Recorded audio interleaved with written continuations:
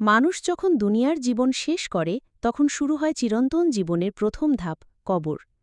কবরকে ইসলাম ধর্মে বরজাখ বলা হয়, যা দুনিয়া ও আখেরাতের মাঝখানে এক আধ্যাত্মিক জগৎ। মৃত্যুর পরই প্রতিটি মানুষকে অন্ধকার কবরে যেতে হবে। সেই কবর হবে কারো জন্য জান্নাতের বাগান, আবার কারো জন্য জাহান্নামের গর্ত। প্রথমেই মানুষকে কবরে শোয়ানোর পর মাটি দিয়ে ঢেকে দেওয়া হয়। তখন থেকেই শুরু হয় ভিন্ন এক জগতের জীবন। মানুষ তখন শুনতে পায় মানুষের পায়ের আওয়াজ, কিন্তু সে নিজে কথা বলতে পারে না। এরপর আসে দুইজন ফেরিস্তা, মুনকার ও নাকির। তারা মৃত ব্যক্তিকে জিজ্ঞেস করে, তোমার প্রভু কে? তোমার দিন কি? এই ব্যক্তি রাসূল কে?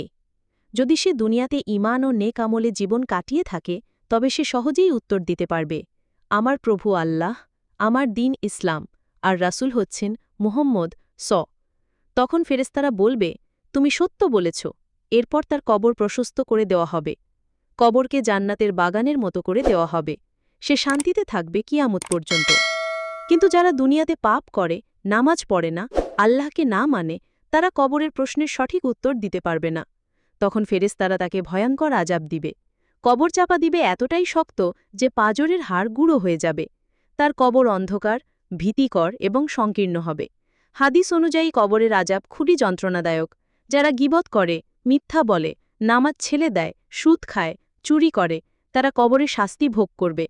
পোকামাকড়, সাপবিচ্ছু বা আগুন বা ভয়ঙ্কর আওয়াজের মাধ্যমে আযাব হতে পারে। রাসূল বলেছেন, কবর হল জান্নাতের বাগান অথবা জাহান্নামের গর্ত।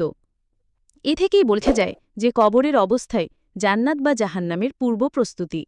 তবে ভালো খবর হল, যদি কেউ তওবা করে, নামাজ পড়ে, রোজা রাখে, জাকাত দেয় এবং হালাল জীবনে অভ্যস্ত হয়, তবে তার কবর হবে শান্তিস্থান। উপসংহার: অন্ধকার কবরের কথা মনে রেখে আমাদের উচিত দুনিয়ার জীবন সৎভাবে কাটানো, নামাজ পড়া, আল্লাহকে স্মরণ করা এবং পাপ থেকে দূরে থাকা। কারণ মৃত্যুর পর একমাত্র কাজের আমলই আমাদের সঙ্গে থাকবে।